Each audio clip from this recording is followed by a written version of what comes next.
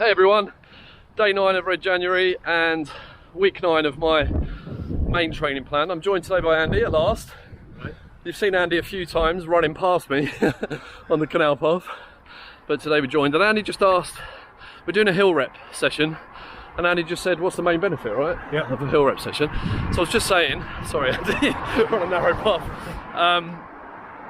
Let's jog up the top of this one actually and just check it is the right hill. It uses the same muscles as sprinting, so doing regular hill sessions will improve your speed, definitely Andy, 100%, but also it's building stamina because you're up and down a hill. And also if you're doing any races, anything, any distance that's out on the roads, there's going to be hills, right, unless you pick one purposely that's flat. So just the confidence you get from knowing you've done hill work, when you hit a race that's got hills in it, you just smash them. And this one's not particularly steep either. No, it's I picked this one, I think it's the right one. We might be on the wrong one, we might have to go one over. But I think I picked this one last time because it's roughly 50 to 60 seconds to get up it, and that's a good rep. Okay. And then you go down slower, recover, go again, let's get over it. Purpose, or the idea, sorry, when you're doing these hill repeats today, I'm getting out of breath, is to try and find a pace. No, it isn't this one. Find a pace that you can try and maintain through them all. Right. So last time I did this, Jenny I think did 9 reps, I did 10, and they were fairly consistent. So you don't want to go smashing out as fast as you can on your first 2 or 3 and then find you're really struggling towards the end of the 20 minutes, because that's not ideal. So take the first 2 or 3 reps just to find a pace that's faster than what we're doing now. Yeah. But it'll be harder because we're going uphill, but you're comfortable with. By the time you get to the top, you want to be considerably out of breath. Right. But remember, you've got the whole time back down to recover again. Right, we've just done our warm-up, and I was just saying to Andy, the first thing we need to do is mobilise properly, because when you're doing some speed work, it's not the same as just doing a low intensity run where you just warm into it, warm your engine up.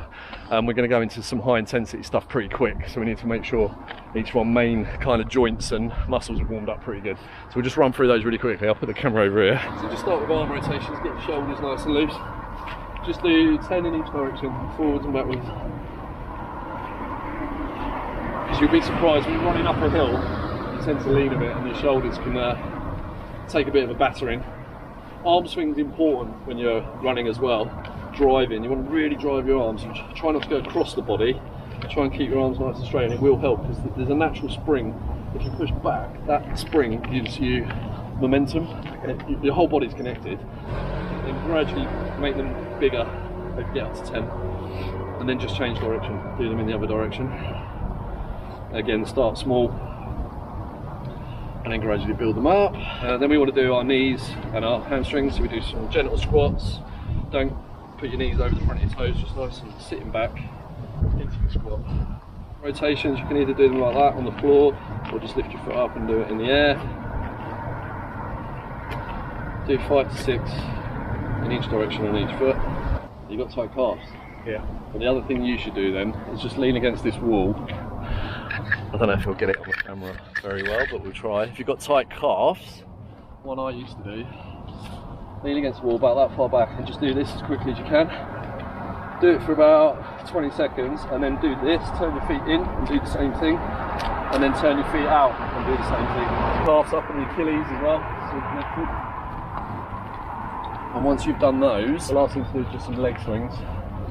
So I usually lean against something and do the inside leg. You're just swinging it to the hip, loosening up the hip, not forcing it forwards or back, just giving it a nice swing as wide as you can with a natural swing. And then face the wall, do the same thing but across the body now. So you're opening up the groin, inside thigh. So their dynamic mobilisation is done. I've already explained to Andy whilst we're running what the session is, try and maintain pace, etc. So we'll just get on, we're going to run back down to get the heart rate back up a little bit, and then we'll do the first one, 20-minute starts. So we've just done our first rep, Andy's right behind me. And it's exactly 1 minute. So the hill we've chosen today is perfect for this. But I'm going to jog in the rest, crack on. Well done, Andy, push it in.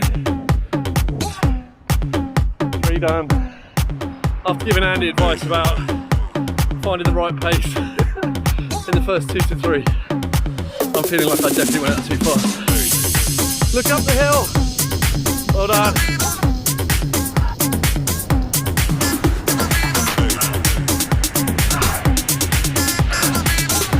Well done, Andy.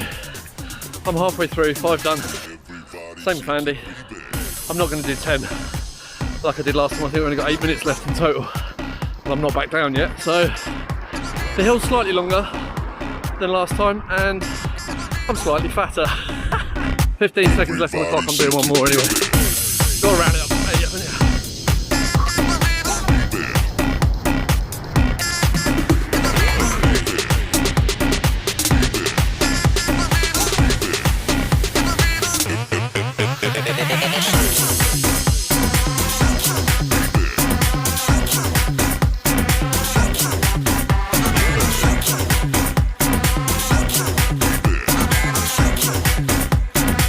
Okay, so 8 done, and despite saying after 3 I thought my pace was too fast, I actually managed to maintain it, because I suppose with a long hill, a 60-second hill, you can't really see the steepness of it, the elevation, but it's not massively steep, but it's okay, moderate I'd say, but you've got long recoveries, so when you get to the top and look at your time and go, ooh, that's too fast, I'm out of breath.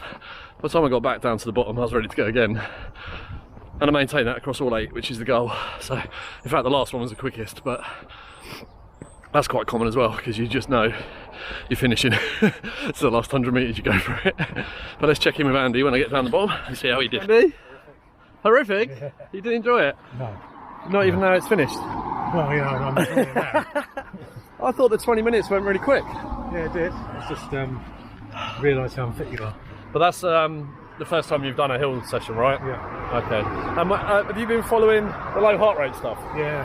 So this is the first one I've done. So I've done about... How many weeks of low heart rate? Probably about 10, I'd say. Oh, you've done a full 10 weeks? Yeah. So the plan I put together for the guys at work, and on the Facebook group if you want to get involved, Recreational Runners, is 6 weeks of low intensity running only, and then 4 weeks to get up to 10. But Andy decided, which is fine, I did say that in one of my videos, if you're not feeling ready to do speed session, then do more weeks. You've done 10 weeks of just low intensity, yeah. But you're doing more than 3 a week as well, aren't you? Yeah, I was doing 5 or 6. 5, oh wow, so he was doing 5 or 6 low intensity runs a week, so only a couple of days recovery. So that's pretty hardcore. Yeah. So now you feel ready to join me every Thursday for a speed session, yeah? Step it up, yeah. Wicked. Have you got any races planned or events? I've got a half marathon, 26th of April, Southampton. Okay, are you going to do a proper half marathon training plan? If you give me one, yeah. Well, I'm no expert I've done quite a few half marathons. I just followed one of the free ones online, to be honest. I think I used an app as well. But I've got access to plenty of coaches that from my main running club. We can give you a plan, definitely. Awesome. Yeah, you want to do about 12 weeks, 14 weeks maybe. Right. You want to get up to... I only ever ran 10 miles as my longest run for the half marathon that I PB'd, which was the first one I did that year. What time did you get? 1:43. And then the second one I did about 2 weeks later, I did 1:44. I was gutted. That was Southampton, actually. Are you doing Southampton? Yeah. Yeah, so I did 1:44. It's a mega hill in Southampton. I think I said this to you on the group, didn't I, the other day? So there's a mega hill at mile 9-ish, I think. Right. Unless they've changed the course. But that basically blew me. And I didn't really get back on pace after that. But still good. Really, really good half marathon. Loads of really good support at that one. So yeah, good luck, man. We'll get you on a half marathon plan. Cheers. And we'll follow Andy's progress now on the channel. It's not just about my ugly mug. See you later.